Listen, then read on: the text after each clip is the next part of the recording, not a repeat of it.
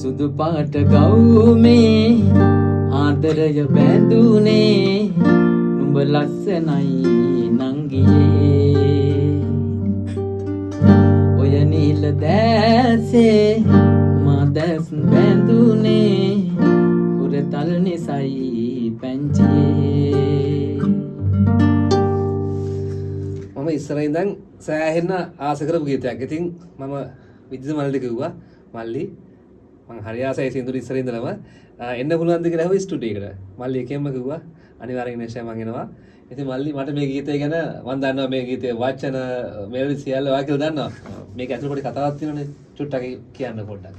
ඇත්තට මේ ගීතය ලියුනේ 2009 වගේ අවුරුද්දේ. දැන් මම කසාද බඳලින් මගේ වයිෆ්ට තමයි මම සින්දුව ලිව්වේ. ඉතින් ඒ දවස්වල මම රාජකාරී කරේ ඒ ප්‍රදේශයේ. ඉතින් ඒ දැකලා තමයි මම මේ සින්දුව ලිව්වේ. ලොකු කතාවක් තියෙන එක කියන්න වෙලාව නෙමෙයි. ඒකේ ඒ දවස්වල මම ලිව්වා. ඒ කියන්නේ මියුසික් කරෙත් මමයි, මෙලඩි දැම්මෙත් මමයි. සින්දුව ලියනකොටම ආපු මෙලඩියක් තමයි ඕක. ඊට පස්සේ සින්දුව අරගෙන ගියා. ඒ කියන්නේ සින්දුව අපේ මේ මිඩි ට්‍රැක් එකක් විදිහට කරලා මම චන්දනයිට ළඟට අරන් ගියේ ෆ්ලෑෂ්බැක් ස්ටුඩියෝ. එතකොට සවුන්ඩ් ඉන්ජිනියර් හිටියේ චන්දන අයියා. චන්දන අයියා තමයි මේ වැඩේ මට ලස්සනට කරලා දුන්නේ. ඉතින් චන්දන විශේෂයෙන් මතක් කරන්න ඕනේ.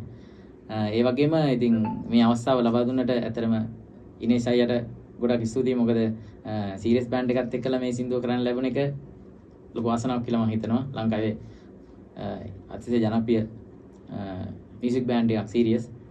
ඉතින් ඒ අවස්ථාව ලබා දුන්නාට විශේෂයෙන් ඉනේෂ් අයිටත් ස්තුතිවන්ත වෙනවා. මොකද මට කියපු ගමන් මම කිව්වා එන්නම් කියලා. මොකද වැඩේට මම හරි කැමතියි. ඒක නිසා ඉතින් ගොඩක් ස්තුතියි ඉනේෂ් අයි.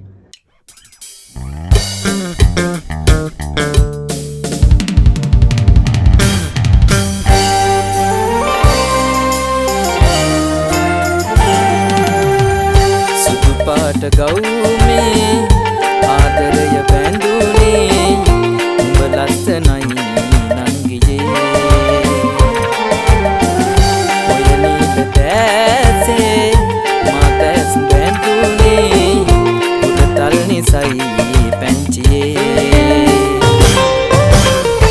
එන්න මට ආදරේ එන්න මගේ ජීවිතේ උඹ මගේ තමයි පැංචියේ මා